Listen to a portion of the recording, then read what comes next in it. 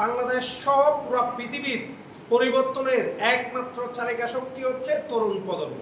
এই তরুণ প্রজন্মকে কাজে লাগিয়ে পৃথিবীর সব দেশ উন্নতির সন্ন্যাসিখরে পৌঁছেছে। আর আমরাও যদি বাংলাদেশের তরুণদেরকে যদি সঠিকভাবে ব্যবহার করতে পারি, তাদেরকে স্কিল ওয়ার্কার করে তৈরি করতে পারি এবং স্কিল করে তাদেরকে প্রপার ইউজ করতে পারি, প্রপারলি কাজে ব্যবহার করতে পারি, আমাদের দেশটা অবশ্যই উন্নত দেশ হবে।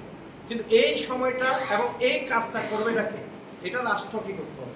তারুণ্যের উৎসব করেছে, তরুণদেরকে কিভাবে উদ্যোক্তা করা যায়, তরুণদেরকে কিভাবে ব্যাংকিং ফ্যাসিলিটি দেওয়া যায় এবং তাদের উদ্যোক্তা হওয়ার জন্য কিভাবে সহায়তা করা যায়, তাদেরকে কিভাবে ট্রেন আপ করা যায়, এই তরুণরাই দেশের নেতৃত্ব দিবে এবং দেশকে পরিবর্তন করবে।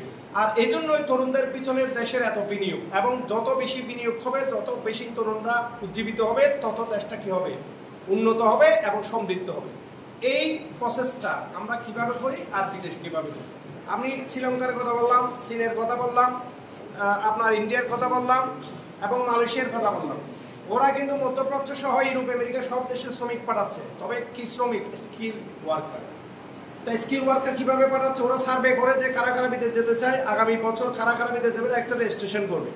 পুরো বাংলাদেশে একটা প্রসেস চালাবে যে বাংলাদেশের মধ্যে 5 লক্ষ লোক কি যেতে চায়, বিদেশ যেতে চায়। এই 5 লক্ষ লোকের মধ্যে কারা কোন ট্রেডের উপর অভিজ্ঞ, ওখানে সব ডাটা থাকবে। আপনারা অনলাইনের মধ্যে ফর্ম ফিল আপ করবেন, ওখানে লিখে দিবেন আপনি কি কাজ জানেন।